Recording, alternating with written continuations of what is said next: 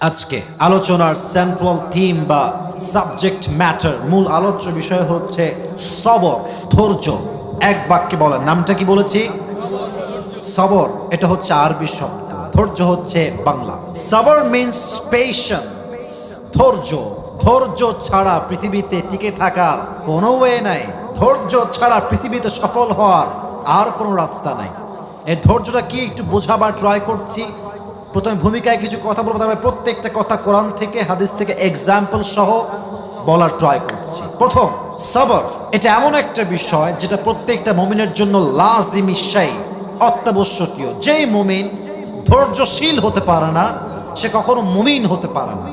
আর যেই মানুষ সবর ধারণ করে, সে মুমিনের কাতারের বাহিরে হতে পারে না। ঠিক কিনা বলেন যুবক ভাইরা আমার? মুমিনের সবচেয়ে বড় গুণ হচ্ছে ধৈর্য। And sabr, it includes aspects of being self-disciplined and remaining spiritually steadfast and showing fortitude when especially faced with adversity or setbacks. সবর মানে হচ্ছে আমার জীবনে যা ঘটে যাক, সুনামি হয়ে যাক, তুফান হয়ে যাক, বন্যা হয়ে যাক, আমার কথা একটা, আল্লাহ যা করেছে আমি তো তাতেই খুশি হব, কারণ আমি মুমিন বান্দা। ঠিক কিনা বলেন? এটা হচ্ছে সবর। আধ্যাত্মিকভাবে অবিচল থাকতে হবে।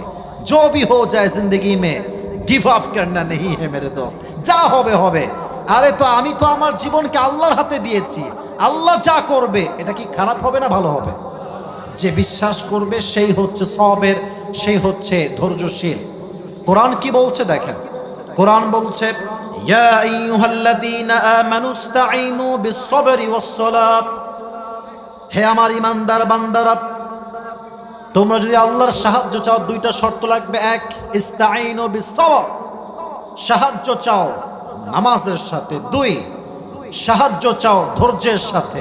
ইন্নাল্লাহা মা'আস-সাবিরিন, যে ধৈর্যের সাথে নামাজের সাথে চাইতে পারে, হাদিসে আসছে আল্লাহ তাকে গায়েবী ভাবে সাহায্য করে।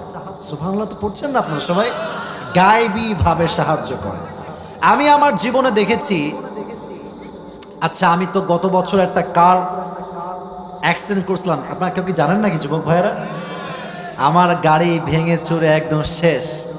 আপনারা হয়তো দুই একজন অনলাইনে দেখেছেন ভিডিওটা। তো আমার এখনো মনে আছে।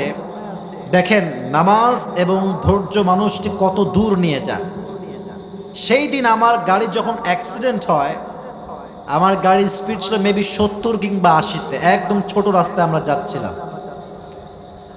আপনার সবাই কি সিট বেল্টের নাম শুনছেন না? সিট বেল্ট দেখবেন গাড়িতে উঠলে সিট বেল্ট থাকে, এটা বাঁধতে হয় ফর সেফটি। তো সেদিন আমি সেফটির জন্য সিট বেল্টটাও বাঁধি নাই। আমার দিকে তাকান, আমার গাড়ি যাচ্ছে রোড দিয়ে, আমি যাব ডানে। বাট রাত ছিল প্রায় 1টা থেকে 2টা, পুরো রাস্তা ছিল ডার্ক, একদম অন্ধকার, কিচ্ছু দেখা যায়। বৃষ্টির দিন ছিল সেদিন। রাতের বেলা আমরা যাচ্ছিলাম ফ্রম চাঁদপুর টু কুমিল্লা হোটেলে। জাস্ট 1 সেকেন্ডের ব্যবধানে গাড়িটা 70 বা 80-তে স্পিডে ছিল।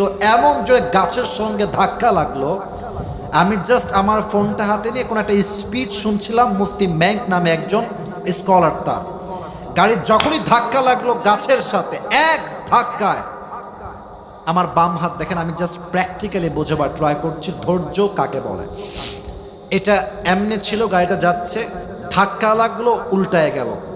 শুধু একবার উল্টায় নি, to be honest with you, আল্লাহকে সাক্ষী রেখে বলছে, আমার গাড়ি এমনে শূন্যে 3বার ঘুরছে। কথা বুঝতেছেন আপনারা? আমার 3বার ঘোরা কি আপনার কাছে কোনোভাবে কম মনে হইতেছে নাকি যুবক ভাইয়েরা? না, একদম কম না। এমনে ঘুরছে সিধা, আবার ঘুরছে, আবার সিধা। 3 নাম্বারে গিয়ে একদম রাস্তার নিচে বিশাল বড় খাল ছিল, পানির খাল, ওখানে গিয়ে গাড়িটা পড়ে গেছে। পানি ঢুকতে শুরু করেছে গাড়ির ভেতরে। আমি কিন্তু কোনো সিট বেল্ট বাঁধি নাই, সত্য কথা বলছি। হিসাব যদি করেন সাতক্ষীরার ভাইয়েরা, কলরোয়ার ভাইয়েরা, হিসাবে আমি আসিফ আজকে সেই দিনই কবরের বাসিন্দা হয়ে যেতাম, সত্য কথা বলছি। বাট দেখেন, এত বড় একটা অ্যাক্সিডেন্ট, আমার একটা চুল পরিমাণ কোনো আঘাত আমার দেহেই লাগে নাই। আমি আপনাকে সত্য কথা বলছি, ইভেন আমাদের যারা ছিল কারোরই লাগে নাই, কিছু হয় নাই। আল্লাহু আকবার। এর মানে হচ্ছে এটা যে ধৈর্যের সাথে কাজ করবে, আল্লাহ তাকে প্রত্যেকটা জায়গায় গায়েবী ভাবে সাহায্য করে বিপদ থেকে মুক্তি দান করবে। সুবহানাল্লাহ পড়েন সবাই। ইস্তাঈনু বিস-সাবরি ওয়াস-সালাহ। অপর আয়াত আল্লাহ তাআলা বলছেন, ইয়া আইয়ুহাল্লাযীনা আমানু ইসবিরু ওয়া সাবিরু ওয়া রাবিতু, হে ঈমানদারেরা ধৈর্যশীল হও, ধৈর্য নিয়ে প্রতিযোগিতা শুরু করো এবং তোমরা ধৈর্যের পথে অবিচল থাকো। কি হবে ফলাফল? লাআল্লাকুম তুফলিহুন, যে ধৈর্যশীল হবে তার সফলতা আল্লাহ নিজেই তাকে দান করবে। সুবহানাল্লাহ পড়েন আপনারা। এবার আসুন আমি হাদিস থেকে কোরআন থেকে এক্সাম্পল দিচ্ছি। যুবক ভাইয়েরা, মুরব্বীরা, মায়েরা যারা আসছেন, আপনাদের জায়গা হচ্ছে না আমি শুনেছি, বাট মেহেরবানি করে মায়েরা বোনেরা ফেসবুক চালাবেন না, ইউটিউব মাহফিলে এসে চালাবেন না। আমি অনেক অভিযোগ পেয়েছি আমার পেজে, মহিলারা মাহফিলে আসে জাস্ট চেহারা দেখার জন্য, ওয়াজের 2 পয়সা ওয়াজ শোনে না, খালি মোবাইল চালায়, ফেসবুক চালায়। এখানে অবস্থা আমি জানি না, বাট মেহেরবানি করে একদম মোবাইল ফোন বন্ধ রাখেন। আমি কোরআন থেকে হাদিস থেকে এক্সাম্পল দেওয়া শুরু করছি। সবাই একটা তাকবীর দেন, লিল্লাহি তাকবীর। এদিকে তাকান, প্রশ্ন করছি জবাব দেন। একজন নবী যিনি প্রায় 12 থেকে 18 বছর অসুস্থ ছিলেন, পুরো দেহে পচন ক্রিয়া তৈরি হয়েছিল, দেহের পা থেকে নিয়ে শুরু করে জিহ্বা পর্যন্ত। নবীর নাম কি বলতে পারবেন? আইয়ুব আলাইহিস সালাত। মাশাআল্লাহ মাশাআল্লাহ। আইয়ুব আলাইহিস সালাতু ওয়াস সালাম 12 বছর রোগে আক্রান্ত। ধৈর্যের লেভেল কত বেশি দেখেন। একটা শব্দ উনি উচ্চারণ করেন না যে আল্লাহ তুমি কি আর লোক পাও না, দুনিয়া কিতে আমি একাই আছি আর কেউ নাই, না না। প্রায় 18 বছর পর্যন্ত তার পচন ক্রিয়া তৈরি হতে হতে হতে জিহ্বা পর্যন্ত আসছে। আল্লাহ এতদিন একটা শব্দ উচ্চারণ করি নাই, যেহেতু আমার জিহ্বা ঠিক ছিল, তোমার জিকির করেছি, বাট যে জিহ্বার দ্বারা তোমার জিকির করি এটা যদি নষ্ট হয়ে যায়, এটা তো আমি একদমই বরদাস্ত করতে পারবো না। আল্লাহ ফাস্তাজাবনা লা ফাকাশাফনা মা বি। দোয়া কবুলের পরে আল্লাহ বলছেন, আর দোয়া করছে কেমনে?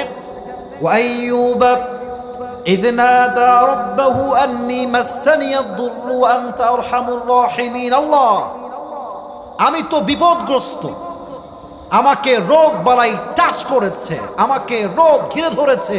ওয়া আনতা আরহামুর রাহিমিন, তুমি তো দয়াময়, you are the most merciful, you are the most gracious, you are the most kindful lord. তোমার মতো মায়াময় দয়াময় প্রভু আর কেউ তো হতে পারে না। আল্লাহ আমি তো বিপদে আছি। এই দোয়া করার সাথে সাথে আল্লাহ তাআলা আইয়ুবকে 18 বছরের রোগ থেকে এক নিমিষেই শেফা দান করলেন। সুবহানাল্লাহ পড়বেন না আপনারা? ধৈর্যের সাথে দোয়ার বিনিময় ফলাফল। 2 এক্সাম্পল দিচ্ছি, জাস্ট নবীর নাম বলবেন আপনারা, আমি জাস্ট এক্সাম্পল বলছি। একজন নবী, এই লাল লাল গেঞ্জি, ওই যাও, আসছো কেন মাহফিলে? মায়েরা হাড্ডি গুড়ি সব ভেঙে দিব একেবারে। মজা করলাম, ভালোবাসার সাথে মজা করেছি না। ঠিক কি বলবে? ঠিক কেন? এটা হাড্ডি ভাঙবো নাকি আমি? না না, জাস্ট মজা করলাম। মেহেরবানি করে কেউ, আমি 11টায় উঠেছি, আমাকে কমপক্ষে তো 1 ঘন্টা 15 মিনিট ওয়াজ করতে দিবেন, দিবেন না নাকি আজকে ভাইরা আমার? দিবেন তো ইনশাআল্লাহ? বল ইনশাআল্লাহ। একজন উঠবা না, খবরদার। এই লাস্ট কাউন্টার দিলাম। একজন নবী যাকে মাছ গিলে ফেলেছিল সমুদ্রের ভেতর থেকে, নবীর নাম কি বলেন তো সবাই? ইউনুস আলাইহিস সালাতু ওয়াস সালাম। উনি মাছের পেটে দোয়া করেছেন, একটা দোয়া আমরা সবাই জানি, লা ইলাহা ইল্লা আনতা সুবহানাকা ইন্নী কুনতু মিনাজ জালিমিন। আল্লাহ তুমি হচ্ছে পবিত্র সত্তা, আমি হলাম জালেমদের অন্তর্ভুক্ত, আমাকে মাছের পেট থেকে উদ্ধার করতে পারে একজন, আওয়াজ দিয়ে বলেন তো তিনি কে?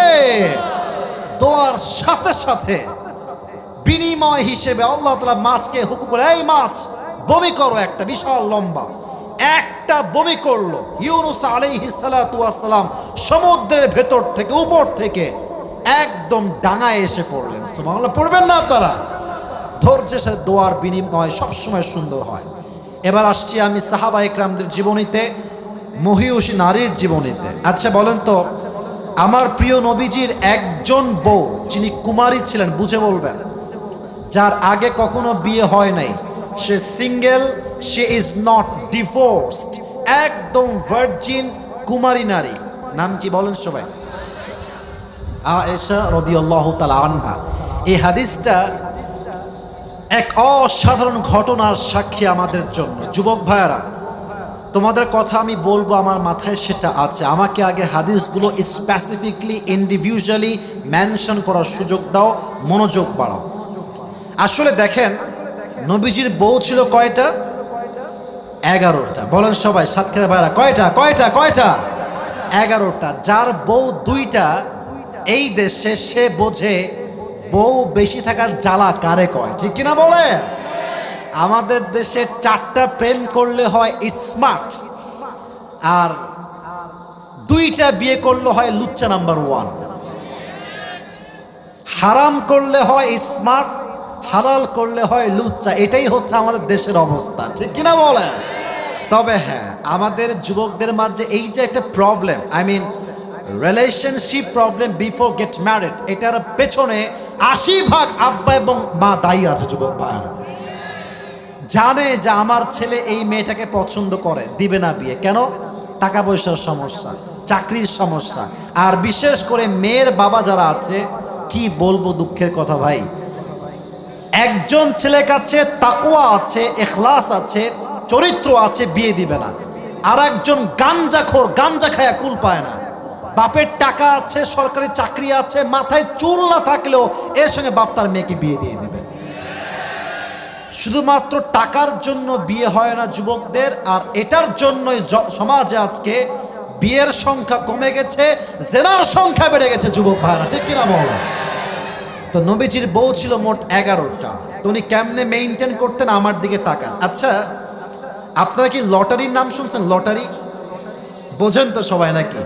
নবীজি প্রত্যেক মাসে ছোট্ট একটা পেয়ালা নিতেন, ছোট্ট একটা বাটি, সবার নাম লিখতেন, 1 2 3 4, প্রত্যেকটা বইয়ের নাম লিখতেন, লিখে বাটিতে ফেলতেন। কথা কি বোঝা যায়? বাটিতে ফেলতেন। প্রত্যেক মাসে লটারি একবার হতো। যার নাম যখন উঠত, ঠিক তাকে নিয়ে নবীজি সফরে বের হতেন, ঘোরার জন্য, এন্টারটেইনমেন্টের জন্য, ঘোরার জন্য, মজার জন্য। তো সেই দিন, সেই মাসে লটারি হলো। প্রথমেই যার নাম উঠেছে লটারি থেকে, তার নামই হচ্ছে আম্মা জান আয়েশা রাদিয়াল্লাহু তাআলা আনহা। সুবহানাল্লাহ, পড়েন আপনারা সবাই। নবীজি বলছে, আয়েশা যাও, রেডি হয়ে আসো, সুন্দর করে সেজে আসো। আয়েশা খুব দ্রুত রেডি হয়ে প্রস্তুত হয়ে আসছে। লম্বা হাদিস, প্রেসাইজলি শর্টকাটে বলছি, জাস্ট মেসেজ দেওয়ার জন্য সেজে আসছেন সুন্দরভাবে। এবার দূর থেকে তারা বের হয়েছে সফর করবার জন্য, বিশাল লম্বা সফর, ঘোরাফেরার জন্য। সফর শেষ, বাসায় কাম ব্যাক করবেন। আমাদের দেশে আগে এক সময় বিয়ে হতো পালকিতে করে, এখন হয়তো বা বেশি একটা হয় না। আগের যুগের বিয়ে হতো পালকিতে করে। তো নবীর যুগে যখন কোনো নারীকে ঘুরতে নিয়ে যাওয়া হতো, একটা উট আনা হতো, উটের উপরে হাউদাজ, বিশাল লম্বা একটা ছাউনি দিয়ে একটা পালকি করা হতো। পালকিতে বসানো হতো, 2 পাশ দিয়ে পর্দা ফেলে দেওয়া হতো। পর্দার সাথে প্রত্যেকটা মেয়ে বাহিরে ঘুরতো, রাজকীয় সিংহাসনে বসেছে। ভালো পড়েন আপনারা। এবার আয়েশাকে নিয়ে ঘুরতে বের হয়েছে নবীজি। যখন সফর থেকে কাম ব্যাক করবেন, ঠিক মাঝ পথে আয়েশা প্রকৃতির ডাকে সাড়া দেওয়ার একটা পালা আসলো। উনি বলেন, এই উটের সওয়ার, থেমে যাও, আমাকে যাওয়া লাগবে, বিশেষ প্রয়োজন, স্টপ স্টপ, থেমে যাও। থেমে গেছে, নেমে গেছে। মজার বিষয় হচ্ছে, আয়েশা শি ওয়াজ স্লিম, চিকন ছিলেন, মোটা না। দেখবেন চিকন মানুষ ভ্যানে উঠলে বোঝা যায় না, চিকন মানুষ রিক্সায় উঠলে বোঝাই যায় না। আর যদি মোটকা একখান ওঠে ভ্যানে, দেখবেন ভ্যানের টায়ার ব্লাস্ট হইল বলে। কথা ঠিক কিনা বলেন যুবক ভাইয়েরা আমার? তো আয়েশা রাদিয়াল্লাহু তাআলা যে নেমেছেন, উনি যে উঠবেন কিনা এটা সে টের পাচ্ছে না, কারণ তার স্লিম বডি, বোঝা যায় না। দীর্ঘ লম্বা সময় পরে উটের যে সওয়ার ছিলেন, তিনি ভাবলেন আয়েশা হয়তো বা উঠে গেছে, আমি কাম ব্যাক করি। উনি সঙ্গে সঙ্গে উট নিয়ে চলে আসছে, বাট আয়েশা কিন্তু এখনো আসেন নাই। উনি এখনো সেখানেই আছে। দীর্ঘ লম্বা পথ পাড়ি দেওয়ার পর দেখলেন যে আয়েশা তো ভেতরে নাই। উনি গেল কোথায়, কোথায় গেল, কোথায় হারায় গেল। একজন সাহাবী, তার নাম হচ্ছে সফওয়ান ইবনে মুআত্তাল রাদিয়াল্লাহু তাআলা আনহু, উনি বের হলেন আয়েশা খোঁজার জন্য। দূর পথ, লম্বা পথ পাড়ি দিয়ে আসছে আয়েশাকে খোঁজার জন্য। বিশাল মরুভূমি, চতুর্পাশে বালি আর বালি, কোনো পানি নাই। পুরো বালিটা চিকচিক করছে রোদের তাপে। দেখছে মাঝখানে একটা পর্দা দেওয়া আছে, একটা চাদর মুড়ি দিয়ে একজন মহিলা শুয়ে আছে। উনি ওখানে গিয়ে এটা কাশি দিলেন। আয়েশা উঠলেন, উঠে সুন্দর করে সব ঢেকে ঢুকে উঠলেন উটের হাওত আছে। লম্বা সফর তার সঙ্গে ফিরে আসলেন মদিনাতে ওই দূর পথ থেকে। এদিকে মুনাফিকের সর্দার উবাই ইবনে সালুল সুযোগ পেয়ে গেছে। এই তো সুযোগ পাইছে এবার। আপনারা নাউজুবিল্লাহর জোরটা জোরে রাখবেন। আমি আগে বলছি উনি কি করে জানেন?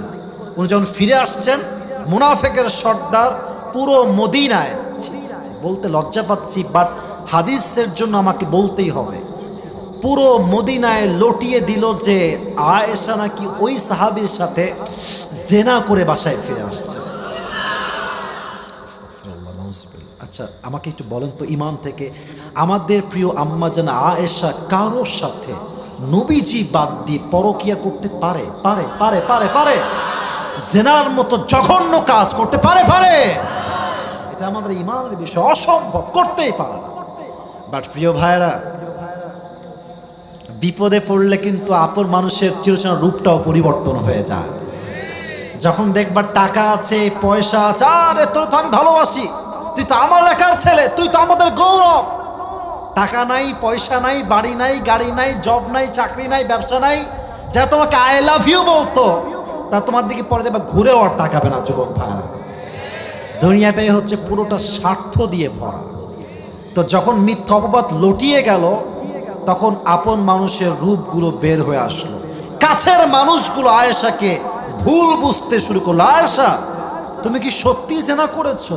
একটা মেয়ের জন্য এর চাইতে জঘন্যতম কথা আর কি হতে পারে? বাসায় আসছে আবু বকর রাদিয়াল্লাহু তাআলা আনহুর ঘরে। আব্বাজান বলছে, আয়েশা তুমি কি এই কাজটা করেছো, জেনা করেছো নাকি? আস্তাগফিরুল্লাহ। উনি বলছে, আব্বাজান don't you trust me, don't you believe me, আপনি আমাকে বিশ্বাস করেন না? আমি আপনার মেয়ে আয়েশা এটা করতে পারি? অসম্ভব। আচ্ছা ঠিক আছে, সমস্যা নাই, কোনো ব্যাপার না। তো বলছে, আয়েশা তুমি করেছো নাকি? না আব্বাজান আমি এগুলো কোনোভাবেই করি না। ঠিক আছে, যদি হয়ে যায় তওবা করে নাও। বলছে, তাই নাকি? আব্বাজান আপনি আমাকে বিশ্বাস করেন না তাই না? বের হয়ে আসছে। বের যখনই হবে গেট দিয়ে নবীজি আসছে। আয়েশা এদিকে আসো, কি হয়েছে? আয়েশা তোমার বিরুদ্ধে যা শুনছি যদি সত্য হয় তওবা করে নিও। এবার আয়েশা আর সহ্য করতে পারলেন না। নবী হে, ইয়া রাসূলুল্লাহ, ইয়া হাবিবাল্লাহ, আপনি আমাকে বিশ্বাস করেন না? পুরো দুনিয়া জায়গা আমার বিরুদ্ধে, কোনো সমস্যা নাই, আমার স্বামী আমাকে বিশ্বাস করেন, আমি কেমনে মানবো এটা? বলছে, না না বিশ্বাস করি, বাট মানুষ তো ভুল হতেই পারে। এই কথা শুনে বলছেন, আমার আর কোনো উপায় নাই, আমার একমাত্র হাতিয়ার এখন সবর, ধৈর্য। চুপ করে বসে গেছে। আল্লাহ, আমি ধৈর্যশীল হিসেবে নিজেকে পরিচয় দিচ্ছি, তুমি আমাকে দয়া করো, মায়া করো, বিনিময় দান করো। বিনিময় কি ছিল? আয়েশা যে চরিত্রবান নারী, তার চরিত্রে কোনো দাগ যে লাগে নাই, এটাকে প্রমাণ করবার জন্য আল্লাহ তাআলা নিজেই কোরআনে আয়াত নাজিল করে দিলেন। যুবক ভাইয়েরা মাথায় রাখবা, চলতে গেলে ফিরতে গেলে অনেক মিথ্যাবাদ সহ্য করতে হবে, বাট আল্লাহ যদি তোমাকে সঠিক জানে, পৃথিবীর কে কি বুঝলো দেখার সময় আমাদের কারো কাছে নাই। যুবক ভাইয়েরা ঠিক কিনা বলো? আমাদের বিরুদ্ধে, মানে আমার বিরুদ্ধে স্পেসিফিকলি অনলাইনে মারামারি আছে না? বলে না কেন? আছে না? আছে না? আছে না? ট্রলকারী ট্রল করবে, বাজে মন্তব্যকারী বাজে মন্তব্য করেছে, করেই যাবে, বাট মাথায় রাখবা হিংসুক অলওয়েজ পেছনে থাকে, আর যাকে নিয়ে হিংসা করা হয় সে অলওয়েজ 10 কদম সামনে এগিয়ে থাকে। ঠিক কিনা বলেন? এগুলো নিয়ে ভাববেন না। এক, ধৈর্যের সাথে কাজ নেবেন। 2, আরেকটা হাদিস বলছি, বলেন তো আমার প্রিয় নবীজির প্রথম স্ত্রীর নাম কি? ভয় পান কেন? হুজুররা এখানে সবাই আছে তো, ওলামা একরাম। বলেন নাম কি? খাদিজাতুল কুবরা রাদিয়াল্লাহু তাআলা আনহা। এটা একটু লম্বা হাদিস, খুবই ইন্টারেস্টিং একটা সাবজেক্ট। নবীর সঙ্গে খাদিজার বিয়েটা আসলে কেমন করে হয়েছে, এখানে সবরের কোন মেসেজটা আমরা পাই? এখানে অনেক কথা আছে, আমি আসলে অতটা জ্ঞান রাখি না, but as much as I know, যতটুকু আমি জানি আমি ট্রাই করব বলার জন্য। খাদিজার মূলত বিয়ে একটা হয় নাই। হাদিসে আসছে কোথাও 3টা, কোথাও 4টা, একটু ইখতিলাফ আছে, মতনৈক্য আছে। বাট যতটুকু আমি পেয়েছি 3 থেকে 4টা বিয়ে হয়েছে, প্রতিটা স্বামী মারা গেছে অথবা ডিভোর্স হয়েছে। 4 নাম্বার স্বামী যখন মারা যান, খাদিজা রাদিয়াল্লাহু তাআলা আনহাকে রেখে, সন্তানের নাম ছিল হিন্দ, সন্তান দেখে মারা গেছে। প্রতিবার স্বামী গেছে, সহ্য করেছে বেদনা কষ্টের, কিন্তু এবার জাস্ট স্বামী মরে নাই। যুবক ভাইরা, ধৈর্যের লেভেল চেক করেন। বাপও মারা গেছে, স্বামীও মারা গেছে একসাথে। একজন মেয়ের জীবনে সবচাইতে আপন হচ্ছে তার বাবা পুরুষ হিসেবে, 2 নাম্বার হচ্ছে তার স্বামী। ঠিক কিনা বলেন যুবক ভাইরা আমার? এই 2 জন সবচাইতে আপন মানুষ, 2 জনই শেষ। এবার আয়েশা বলছে, আল্লাহ তাকাররারা খাদিজা আন্নাহা লান তাতাযাওয়াজা মাররাতান উখরা। আল্লাহ, আমি এই বিয়ে শেষ, আমি আর জীবনে কখনো বিয়েই করব না আনটিল তুমি আমাকে জীবন সঙ্গী না দাও। এর আগ পর্যন্ত আমি সিঙ্গেল। দীর্ঘ লম্বা সময় পরের কথা, যখন খাদিজা ব্যবসা শুরু করলেন, পুরো মদিনা মক্কায় তার ব্যবসার সুনাম ছড়িয়ে পড়ল। হঠাৎ তিনি একদিন ঘুমিয়ে আছেন রাতের গভীরে, ঠিক তাহাজ্জুদের সময়। মাথায় রাখবেন, ভোর রাতে যে স্বপ্ন আমরা দেখি তাহাজ্জুদে, এটা কবুল হওয়ার সম্ভাবনা একটু বেশি থাকে। সুবহানাল্লাহ পড়বেন না আপনার সবাই? তাহাজ্জুদের সময় যে স্বপ্ন আপনি দেখবেন, মাথায় রাখবেন এটা মোটামুটি কবুল হয়তো বা হতে যাচ্ছে, অগ্রিম ভাববেন। তো উনি স্বপ্ন দেখেন, দিকে দেখেন, আমার চোখ দেখেন, আমি বোঝাচ্ছি। উনি ঘুমিয়ে আছেন, হঠাৎ দেখছেন পুরো রাস্তা, মাঠ ঘাট অন্ধকার, আমাবস্যা রাতের মতো অন্ধকার। কিন্তু হঠাৎ তিনি আকাশে দেখলেন যে আকাশে একটা চাঁদ আছে। আর যখন তিনি চাঁদের দিকে তাকালেন, চোখ তুলে, চাঁদ আকাশ থেকে ভেঙে ভেঙে জমিনে নেমে আসছে খাদিজার বুকের দিকে। আর পুরো আমাবস্যার রাত, চাঁদের সেই আলোতে, পুরো আমাবস্যার রাতটা চাঁদের আলোতে পুরোটাই আলোকিত হয়ে গেছে। সুবহানাল্লাহ। কোথায়? খাদিজা ভাবলেন, যেটা আমি কি স্বপ্ন দেখলাম? ঠাস করে ঘুম ভেঙে গেছে। কি দেখলাম স্বপ্নের ভেতরে? এবার তার চাচা ওয়ারাকা বিন নাফেল আসছে। চাচা যান, আমি তো স্বপ্ন দেখলাম চাঁদ আমার দেহের উপরে ভেঙে ভেঙে পড়ছে, আর চাঁদের আলোতে পুরো দুনিয়াটা আলোকিত হয়ে গেছে। এর ব্যাখ্যা কি আমাকে বলেন? এবার তিনি তার ব্যাখ্যার জন্য তাওরাত খুললেন, ইনজিল খুললেন, দেখলেন ব্যাখ্যা কি হবে। বলছে, খাদিজা মাশাআল্লাহ মাশাআল্লাহ, গুড নিউজ, সুসংবাদ তোমার জন্য। কি সংবাদ? তাওরাত এবং ইনজিল পড়ে আমি বুঝতে পেরেছি শেষ নবীকে আল্লাহ তাআলা তোমার স্বামী হিসেবে কবুল করতে চলেছে। ওয়েট অ্যান্ড সি, থামো একটু, দেখতে পাওয়া সামনের দিকে। আচ্ছা, একজন বিধবা নারী, সে যদি জানতে পারে যে শেষ নবী আমার স্বামী হবে, তার কি আর ঘুম আসার কথা? তার কি ঘুম আসার কথা? যুবকেরা বলো বলো বলো। তার আর ঘুম নাই, সারাদিন চিন্তা, কবে আসবে আমার সেই স্বপ্নের পুরুষ আমার জীবনে, যার জন্য আমি অপেক্ষায় আছি দীর্ঘ সময় ধরে। একদিনের কথা, একজন দাসী এসে বলছে, ইয়া খাদিজা, মদিনাতে একজন যুবক এসেছে, যে যুবকটা অত্যন্ত ট্রাস্টওয়ার্দি, বিশ্বাসযোগ্য যুবক, যার ব্যবসায় হাত দিয়েছে, তার ব্যবসা আলোকিত হয়ে গেছে। বলছে, তাই নাকি? যাও তাকে ডেকে নিয়ে আসো আমার কাছে, তার সঙ্গে আমি ব্যবসা করব। এদিকে তাকান, এটা হচ্ছে খাদিজার ঘর, এটা হচ্ছে গেট। হাদিসগুলো বলতে গেলে মনের ভিতরে একটা আনন্দ কাজ করে। নবী যখন খাদিজার বাসায় মেহমান হিসেবে আগমন করেছে, নবীর চেহারা এতটা নূর ছিল, খাদিজার পুরো ঘরটা নবীজির চেহারার নূরে আলোকিত হয়ে গেছে। সুবহানাল্লাহ পড়বেন না আপনারা? খাদিজা বলছে, এই তো মাশাআল্লাহ, এটাই মনে হয় শেষ নবী, এটাই মনে হয় আমার সেই স্বামী যাকে আমি আমার স্বপ্নে দেখেছি। এবার তিনি তাওরাত খুললেন, ইনজিল খুললেন, শেষ নবীর চেহারা কেমন হবে পড়বার জন্য পড়লেন। শেষ নবীর চেহারা হবে একদম উজ্জ্বল ফর্সা, কালোও না, শ্যামবর্ণও না। নীল পাঞ্জাবি, কি আমার চোখ নাই ভাবতেছো? চোখ আছে বাবু। সাতক্ষীরার মানুষকে ভালোবাসতে ধমক দিচ্ছি কম। 12টা বেজে গেছে আমি জানি, আমার তো 1 ঘন্টা সময় পার হয়েছে। আমাকে কি হাদিসগুলো শেষ করার সুযোগ দেওয়া যাবে না আজকে ইনশাআল্লাহ? আচ্ছা সবাই একটা, আমি বলি, আমি না, যে কোনো একজন যুবক যার বউ নাই সে দাঁড়িয়ে এবার একটা তাকবীর দিবে। যার বউ নাই, সিঙ্গেল, লিল্লাহি তাকবীর বলবে। কে আছে? এমনে না ভাই,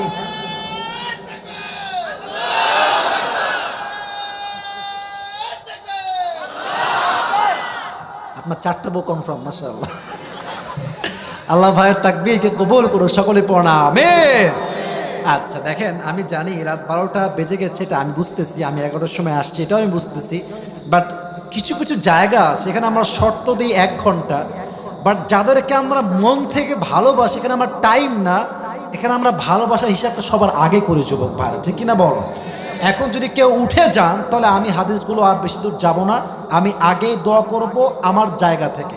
বাট আমার বিশ্বাস সাতক্ষীরার মানুষ কোরআনকে ভালোবাসে। আমার বিশ্বাস যদি আজকে আমার পরে আরো আলোচক থাকতো, সাতক্ষীরার প্রত্যেকটা মানুষ হয়তো বা ফজরের নামাজ পর্যন্ত ওয়াজ শুনে বাসায় ফিরে যেত, ঠিক কিনা বলেন? মেহেরবানি করে কেউ ডান বাম হবেন না, শেষ করতে দেন। সবাই একটা কাশি দেন, একটা তাকবীর দিবেন, লিল্লাহি তাকবীর। তো তিনি দেখলেন লেখা আছে শেষ নবীর মুখে লম্বা চাপ দাড়ি থাকবে। এই আমাকে চাপ দাড়ি লিখে কি ভাই আনস্মার্ট লাগতেছে নাকি? এই যুবকরা খ্যাত কথা কয় না কেন? আমাকে খ্যাত লাগতেছে যুবক ভাইরা? বলেন বলেন। না, আনস্মার্ট লাগে না, খ্যাত লাগে না, বরং আমার তো বিশ্বাস যে যুবকটা দাড়ি রাখে সে শুধুমাত্র পুরুষ নয়, সে একজন সিংহ পুরুষ, একজন বীর পুরুষ যুবক। বাট প্রবলেম হচ্ছে, কি বলবো, দুঃখের কথা, কিছু মেয়েদের দাড়ি নিয়ে অ্যালার্জি আছে, দাড়ি সহ্য করতে পারে না।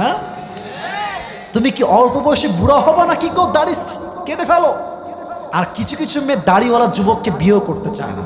আমার ভদ্রতার সাথে 2টি কথা। 1 নাম্বার, যদি কোনো মেয়ে আমাকে দাড়ি দেখে পছন্দ না করতে চায়, বিয়ে না করতে চায়, আমার কথা একটা, আমরা খুলনার ছেলে, সাতক্ষীরার ছেলে, কথা স্ট্রেট ফরওয়ার্ড কথা, কোনো ভেজাল নাই। আমার কথা, যেই মেয়ে আমাকে দাড়ি রেখে বিয়ে করতে চাইবে না ও তো আমার বউ হওয়ার কোনো যোগ্যতাই রাখে না যুবক। 1 2 নাম্বার, একটু মাইন্ডে নেবেন না, একটু বুঝে শুনবেন। যদি কোনো মেয়ের আপনাকে দাড়ি দেখে পছন্দ না হয়, যে ভাইয়া আপনার দাড়ি আছে তো, আমার তো আসলে দাড়িওয়ালা যুবক পছন্দ না, তো ওর একটু সাইডে নিবা। সাইডে মানে আবার ওই সাইড না বাবা, এমনি নর্মাল। আপু এদিকে তো আসেন, কথা বলবো। কি কথা বলবেন? যে আপু যেহেতু আপনার দাড়িওয়ালা যুবক পছন্দ না, তো আমি সাতক্ষীরার কলরোয়ার ছেলে, আমার এটা ব্যক্তিগত মতামত আপনার জন্য, আপনার মতো মেয়ের জন্য আমাদের মতো সিংহ পুরুষ দিয়ে হবে না, আপনার জন্য সবচাইতে perfect, better and best option আমার চোখে আপনি বিটিএস থেকে হিজরা নিয়ে এসে বিয়ে করে ফেলেন, ওইটাই আপনার জন্য পারফেক্ট হবে। যেই মেয়েদের দাড়ি পছন্দ হয় না, এর নামে মুসলমান, কাজে মুসলমান হতে পারে না এই যুবক ভাই। আবার বলেন তো, আমার নবীর মুখে দাড়ি ছিল কি ছিল না? আমার নবী কি দেখতে অসুন্দর ছিলেন? আমার নবীর মতো সুন্দর আর কেউ কি হতে পারে? পারে পারে পারে। চাঁদের চেয়ে সুন্দর তুমি নবী আমার কামলিওয়ালা, দো জাহানের বাদশাহ তুমি প্যারা নবী সাল্লাল্লাহু আলা, দো জাহানের বাদশাহ তুমি প্যারা নবী সাল্লাল্লাহু আলা, চাঁদের চেয়ে সুন্দর তুমি নবী আমার কামলিওয়ালা। সুবহানাল্লাহ পড়েন সবাই। নবীর এই চাঁদ মাখা চেহারা দেখে খাদিজা কনফার্ম যে he is the last Messenger, এটাই তো শেষ নবী। হাদা নবিয়ুনা মুহাম্মাদুর রাসূলুল্লাহ সাল্লাল্লাহু আলাইহি ওয়াসাল্লাম। বাট মেয়ে মানুষ প্রস্তাব দিবে কেমনে, লজ্জার একটা বিষয়। তো তিনি কৌশল করে তার একজন দাসীকে ডাকলেন, এদিকে আসো, খাবার দাবার হাদিয়া কাপড় চোপড় দিয়ে লোট। খাদিজা, আপনি এত হাদিয়া কেন দিচ্ছেন, স্বার্থ কি আমাকে বলেন? বলছে এখানে যুবক আসছে, এই যে যুবকটা দেখছো না, তাকে আমার পছন্দ, বিয়ে করতে চাই, তুমি আমার পক্ষ থেকে প্রস্তাব নিয়ে যাবা। বলছে তাই, সমস্যা না, আমি যাব। ঠিক কয়েকদিন পরে খাদিজা দাসীকে পাঠিয়েছে নবীজির ঘরে, এসে নক গেটে, কোথায় মোহাম্মদ, আসো নাকি, গেট খোলো। গেট খুলেছে, প্রথমেই গ্রিটিংস, সালাম, অভিবাদন শেষ, কথাবার্তা চলছে, খাদিজার পক্ষ থেকে প্রস্তাব নিয়ে আসছে। তবে বলতে লজ্জা পাচ্ছে, মহিলা মানুষ তো বলতে লজ্জা পায়। তো বলছে যে মোহাম্মদ, কৌশল সিস্টেম দেখেন, মোহাম্মদ একটা কথা বলবো, মাইন্ড করবো না তো, রাগ করবো না তো? বলেন, কোনো সমস্যা নেই, বলেন কি বলবেন। তো বলছে যে তোমার বয়স তো মাশাআল্লাহ, you are just 25 years old, 25 বছর বয়স, তোমার তো বিয়ের বয়স ঠিকঠাক, এভরিথিং ইজ ওকে, তুমি বিয়ে করো না কেন? তো নবীজি যে জবাব দিয়েছেন, আমাদের জবাব, এটা সবার কথা। নবীজি বলছে আমি তো বিয়ের জন্য এক পায়ে প্রস্তুত, বাট আমার কাছে না আছে টাকা, না আছে বাড়ি, আমাকে মেয়ে দিবে কে? আমি তো মোহর দেওয়ার সামর্থ্য রাখি না, একজন মেয়েকে খরচ দেওয়ার সামর্থ্য রাখি না, আমি বিয়ে করব কেমনে, কে আমাকে মেয়ে দিবে? এই আরব তল্লাটে এবার সে সুযোগ বুঝে কোপ মারছে, বলছে টেনশন নাই তো, আমার কাছে এমন একজন, এদিকে তাকান, আমার হাত আঙ্গুল দেখেন, আমি হিসাব দিচ্ছি, আমার কাছে এমন একজন মেয়ে আছে যাকে বিয়ে করলে, এদিকে দেখো, একদম এদিকে, মোবাইল বন্ধ রাখো, আমার কাছে এমন একজন মেয়ে আছে যাকে বিয়ে করলে তোমার কোনো মোহর দেওয়া লাগবে না, আমার কাছে এমন একজন মেয়ে আছে যাকে বিয়ে করলে তোমার কোনো থাকার জন্য বাসা দেওয়া লাগবে না, আমার কাছে এমন একজন মেয়ে আছে যাকে বিয়ে করলে তোমার কোনো কাপড় চোপড় দেওয়া লাগবে না, আমার কাছে এমন একজন মেয়ে আছে যাকে বিয়ে করলে খাবার কোনো কিছু দেওয়া লাগবে না, সর্বশেষ লাস্টলি অ্যান্ড ফাইনালি আমার কাছে এমন একজন মেয়ে আছে যাকে তোমার কিছু তো দেওয়া লাগবে না, লাগবেই না, বরং তোমার যা লাগবে ব্যবসার জন্য, তোমার প্রত্যেকটা পুঁজি সেই মেয়ে তোমাকে নিজেই দিবে। সুবহানাল্লাহ, কোথায় পাতে সবার ভাইয়ের আমার? বলছে এই যুগে এই রকম মেয়ে, এটা কি আদৌ সম্ভব পাওয়া? বলছে অবশ্যই। বলেন মাসমুহা, সেই মহিলার নাম কি, মেয়েটার নাম কি? বলছে ইসমুহা খাদিজা, তার নাম হচ্ছে খাদিজা। অবাক করার বিষয় হচ্ছে নবীজি আগাগোড়াই খাদিজাকে পছন্দ করতেন বিয়ের জন্য, বাট তিনি কোথাকার কোন ধনীর ঘরের দুলাল, আর তিনি সামান্য মধ্যবিত্ত পরিবারের সন্তান, প্রস্তাব দিবে কেমনে? আল্লাহ বলছেন পেয়ারা হাবিব, কোনো টেনশন নাই, আপনার পছন্দ আর দেওয়ার দায়িত্ব আমি আল্লাহ তাআলার। সুবহানাল্লাহ পড়েন সবাই।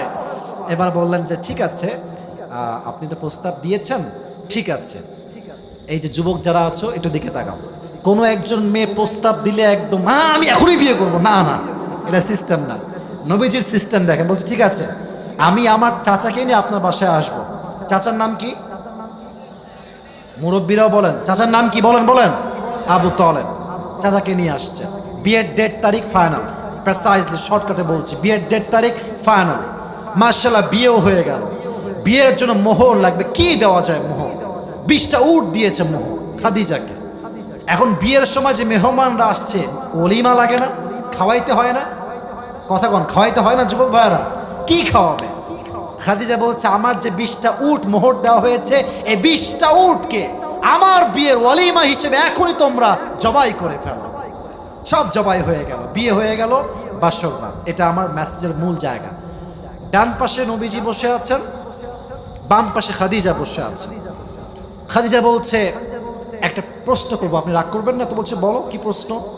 বলছে আপনি কি জানেন যে আপনার মতো এরকম শ্রেষ্ঠ পুরুষকে, এই জাতির শ্রেষ্ঠ সন্তানকে, এই যুগের শেষ নবীকে আমি আমার স্বামী হিসেবে কেমনে পেয়েছি? বলছে না, তা তো আমি জানি না, তা তো আমি জানি না, তুমি আমাকে বলো।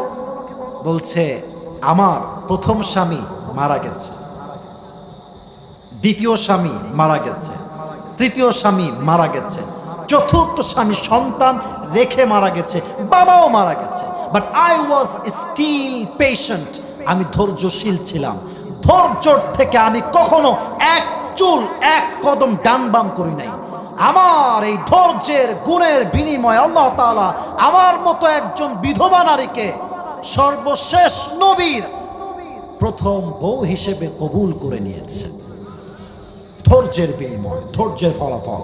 এজন্য কথা একটা, বিয়ে না হতে পারে, মাথায় রাখবেন, বিয়ে দেরিতে হলেও আল্লাহর কল্যাণ আছে, আগে হলেও আল্লাহর কল্যাণ আছে। আল্লাহ যা করেছেন যদি সবর ধারণ করতে পারবেন, মাথায় রাখবেন শেষ ফলাফলে আপনিই হাসবেন। ঠিক কিনা বলেন? আচ্ছা, শেষ হাদিস বলে আমি শেষ করব। শেষ হাদিস, আমার নবীর একজন কলিজার টুকরা মেয়ে ছিল, নাম কি বলতে পারেন সবাই? আস্তে কেন বললেন? বলেন সবাই, নাম কি? রাদিয়াল্লাহু তাআলা আনহা। আরেকটা প্রশ্ন, আশা করছি পারবেন, আশা করছি অবশ্যই পারবেন। ফাতেমার স্বামীর নাম কি ছিল? আলী রাদিয়াল্লাহু তাআলা আনহু। শেষ প্রশ্ন, তাদের গর্ভ থেকে, ফাতেমার গর্ভ থেকে দুইজন সন্তান আসছে, এক হচ্ছে হাসান আর এক হচ্ছে, মাশাআল্লাহ, এক হচ্ছে হাসান আর এক হচ্ছে হুসাইন। দেখেন ফাতেমার সবরের লেভেল কতটুকু, এটা শুনেই আমরা দোয়া করব। এদিকে তাকান, ফাতেমার ঘরে একবার অভাব আসলো, 3 দিন যাবত চাল নাই, ডাল নাই, ভাত নাই, কোনো খাবার নাই। এবার ফাতেমা বড্ড হতাশ, কষ্টে হয়ে যায়, না আর ওয়াজ করা যাবে না, বুঝে গেছি। আচ্ছা ঠিক আছে, আমি অধম সবর নিয়ে যে ওয়াজ করেছি প্রায় 1 ঘন্টা 10 মিনিট হয়ে গেছে। যতটুকু আমি, হলুদ গেঞ্জি, না না দোয়া করে যাওয়া লাগে, বসেন বসেন বসেন, খবরদার, কাজ বাকি আছে, এখন কাজ শেষ হয় নাই। তার মানে সাত খেয়াতে 12টার পরে আর ওয়াজ হয় না, ভালো, এটাও ঠিক আছে। আমরা ট্রাই করব ওয়াজ যত দ্রুত হবে, ফজরের নামাজটা আমরা জামাতের সাথে তত আরও ভালো পড়তে পারবো। ঠিক কিনা বলেন যুবক ভাইয়েরা আমার? তো এদিকে দেখেন সবাই আমার ভাইয়েরা, আমি সবর নিয়ে কথা বলেছি, আমি একটু পরে পুরস্কার দিব। তবে মেহেরবানি করে আমি একটা কথা জানতে চাই, আমি হয়তো বা আসার পরে একবার রুমাল কালেকশন হয়েছে। তোমরা কই যাও, কই যাও তোমরা? বসো। আশ্চর্য কথা, আমি বলি বসে পড়ুন, বসে পড়ুন। আমি ভাই ধমক দিচ্ছি, এটা মাইন্ড করবেন না, এটা ভালোবাসার ধমক আর কি। বলছিলাম কালেকশন নিয়ে একটু কথা বলতে বলেছে আমার কমিটি বৃন্দ, আমার কোনো ক্ষোভ নেই, রাগ নেই। দেখেন কালেকশন যেহেতু শুরুতে হয়েছে, আমার রবিউল ভাই করেছে, আমাকে তিনি বলেছেন বিষয়টা, আবার এদিকে রুমালও গেছে। এই মাহফিলটা, এদিকে যারা এখন আছেন তারা হচ্ছে আমার রিয়েল শ্রোতা, তারাই আসল কোরআন প্রেমিক। ঠিক কিনা বলেন যুবক ভাইরা? ওয়াজ মাহফিল হলে সবাই কিন্তু বক্তার ওয়াজ শুনতে আসে না, অনেকে বক্তার এই চেহারা দেখতে খালি মাহফিলে আসে আর ভাজা খাইতে আসে। ওয়াজ শুরু হইতে না হইতে গায়েব হয়ে যায়। বাট এখন যারা বসে আছে এরাই তো প্রকৃতপক্ষের কোরআন প্রেমিকরা আমার সামনে বসে আছে। ঠিক কিনা বলেন? আচ্ছা, আমি প্রশ্ন করছি, এই মাহফিলটা আগামীতে হোক, এটা আমরা সবাই চাই কি চাই না? এত আস্তে কম কেন ভাই? আমরা চাই কি চাই না? চাই কি চাই না? কারা কারা চাই দুটো হাত তুলে আল্লাহকে দেখেন। মাশাআল্লাহ, হাত রাখেন, হাত উপরে রাখবেন। আমার ভলেন্টিয়ার্স ভাইরা এখন যাবেন, সবাই যাবে। আপনারা দিয়েছেন আমি জানি, আবারও দিবেন। সবাই একটু নেমে যান, যারা ভলেন্টিয়ার্স আছে একটু নেমে যাবেন, আর নেমে যান। যদি কেউ থাকেন যে আমি 5,000 দিব, যেমন একজন দিয়েছি একটু আগে, আমাদের ভাইস চেয়ারম্যান পদপ্রার্থী, যদি 5,000 10,000 কেউ দেন, আমাকে নাম লেখাতে পারেন, আমি নিব এবং আপনার জন্য মন থেকে দোয়া করবো। এই যে যান যান, ভলেন্টিয়ার্স ভাইরা যান। কেউ আছে, কেউ থাকলে হাত তুলতে পারো। কেউ যাবা না, কেউ যাবা না, বসে পড়ো, বসে পড়ো, দোয়া করে যাবো, দোয়া করে যাবো। এবং আমরা তো পুরস্কার দিব নিয়ত করেছিলাম, পুরস্কার কাছে দেওয়া যাবে না নাকি? আজকে শেষ, পুরস্কারকে দিব নাকি শেষ করে দেবো যুবক ভাইয়েরা? আচ্ছা, আমি পুরস্কার দিচ্ছি, বাট সিস্টেম হচ্ছে এই 3টা প্রশ্ন করবো, জবাব দেওয়া লাগবে। আমি বলি, এদিকে তাকান, আয়েশা রাদিয়াল্লাহু তাআলা আনহার উপরে একটা মিথ্যা অপবাদ আসছিল, কিন্তু তিনি ধৈর্য হারান নাই। ফলাফল কি হয়েছে? তার চরিত্রকে পবিত্র করবার জন্য আল্লাহ নিজেই কোরআনে আয়াত নাজিল করেছেন। 1 2 নাম্বার, খাদিজা রাদিয়াল্লাহু তাআলা আনহার প্রথম স্বামী মারা গেছেন, দ্বিতীয় স্বামী মারা গেছেন, তৃতীয় স্বামী মারা গেছেন, চতুর্থ স্বামী যখন মারা যান বাবাও মারা গেছেন। উনি ধৈর্য হারান নাই। ফলাফল কি হয়েছে? ধৈর্যের বিনিময়ে আল্লাহ তাআলা তাকে শেষ নবীর প্রথম স্ত্রী হিসেবে কবুল করেছে। সুবহানাল্লাহ পড়বেন না আপনারা সবাই? আচ্ছা, এবং আর একটা কথা, একজন নবী যিনি প্রায় 12 থেকে 18 বছর পর্যন্ত অসুস্থ ছিলেন, আমরা কোরআন থেকে শুনেছি, তিনার জিহবায় যখন পচন ক্রিয়া তৈরি হয়েছে, উনি জাস্ট দোয়া করেছেন ধৈর্যের সাথে। বিনিময় কি হয়েছে? 18 বছরের রোগ আল্লাহ তাআলা এক নিমিষে পরিপূর্ণ শেফায়ে আজলা কামেলা দান করেছে। সুবহানাল্লাহ পড়বেন না আপনারা সবাই?